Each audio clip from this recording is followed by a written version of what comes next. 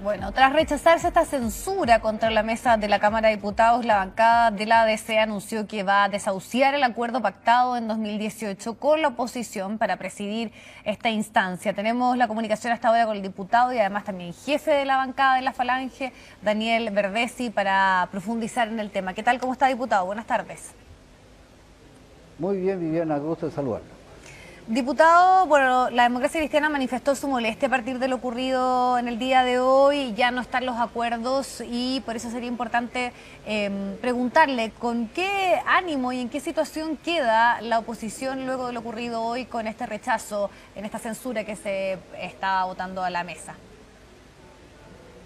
Bueno, lo primero que planteamos como bancada de la Democracia Cristiana es que efectivamente el acuerdo se encuentra desahuciado simplemente por la fuerza de los hechos.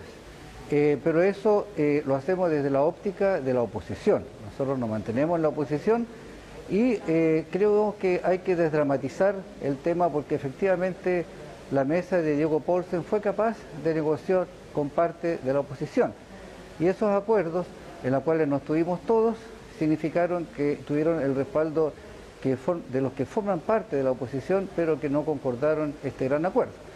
Ahora, desde el punto de vista nuestro, creemos que el eje de la acción de oposición va a estar en las comisiones, donde podemos ejercer nuestra mayoría y que de hecho ha sido así. Por ejemplo, en Constitución, con la presidencia de Matías Walker, y tenemos también en Gobierno a Joana Pérez, en Seguridad Ciudadana a Miguel Ángel Calisto, a Jorge Sabaj en Agricultura. Creemos que en las otras comisiones también vamos a tener un rol importante y creemos que por el momento vamos a situar en ese punto la acción opositora. Diputado, usted dice que se negoció con los parlamentarios que estuvieron en contra. ¿Usted tiene información de que efectivamente fue parte de esas negociaciones que hicieron de que se abstuvieran de votar esta censura?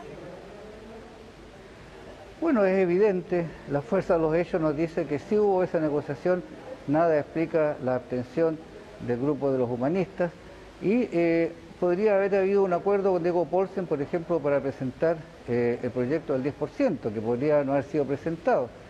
Creo yo que en la política las cosas hay que transparentarlas y pienso que efectivamente eso pudo haber ocurrido y lo asumimos.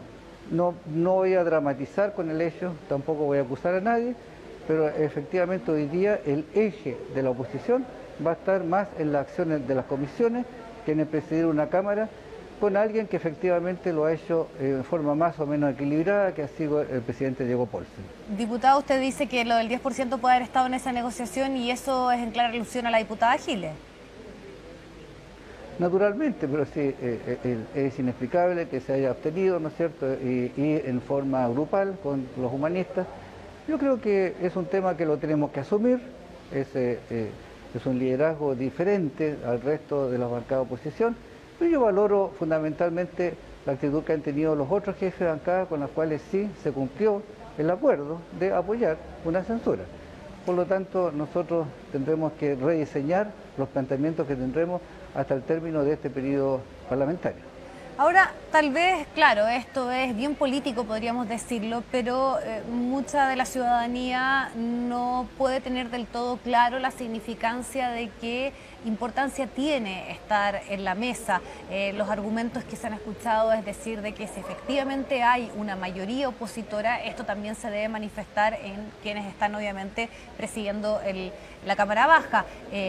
¿Cuán relevante y por qué era tan importante para la oposición que se aprobara esta censura y el fondo estuviera, en este caso le correspondía a la Democracia Cristiana, encabezando la mesa?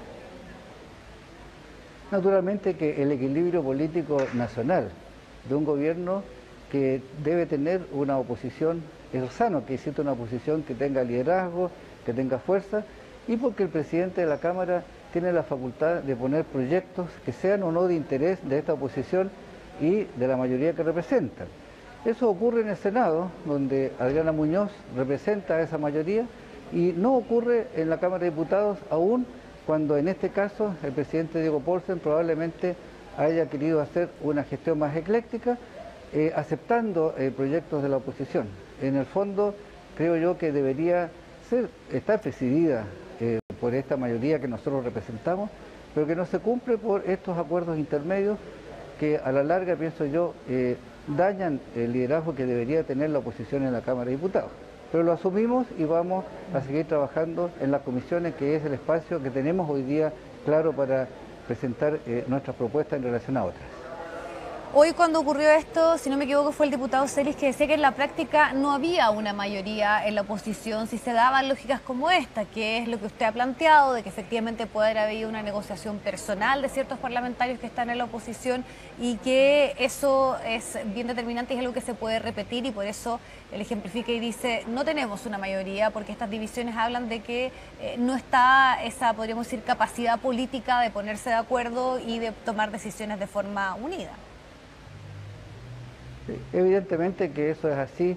Yo creo que los grandes acuerdos y donde menos disecciones hay es en lo que llamamos la unidad constituyente. Pero yo valoro que, por ejemplo, el Partido Comunista cumplió en forma bastante integral el acuerdo. Claudia Mix de Comunes también lo hizo. Es decir, no queremos excluir a nadie en esto. Ahora, ¿qué es lo que se produzca de aquí al próximo año? Yo no me cierro a ningún tipo de conversación, a ningún tipo de espacio, pero la realidad es esa. Hoy día no se produjo la expresión de una mayoría por probablemente acuerdos intermedios que no los aprobamos, por lo menos como bancada mayoritaria. Ahora, marca un precedente porque, claro, son 5 los parlamentarios donde se abstuvieron, hubo otro que no estuvieron presentes, eso también es importante plantearlo, pero vuelvo a la pregunta tal vez donde iniciábamos un poco esta conversación. ¿Cuáles son los ánimos que efectivamente deja esta situación de no haber logrado algo que se entendía que ya estaba relativamente acordado, que era la unidad para esta votación? Yo creo que nosotros tenemos que plantearnos que el eje de la acción que ha tenido el Parlamento ha estado en ciertas comisiones claves, como Constitución, como Gobierno, como Trabajo. Entonces, vamos a tener que trabajar con lo que tenemos, que son estas comisiones, y tener buenas relaciones con el presidente de la Cámara actual para pedirle que ponga los proyectos que son de nuestro interés.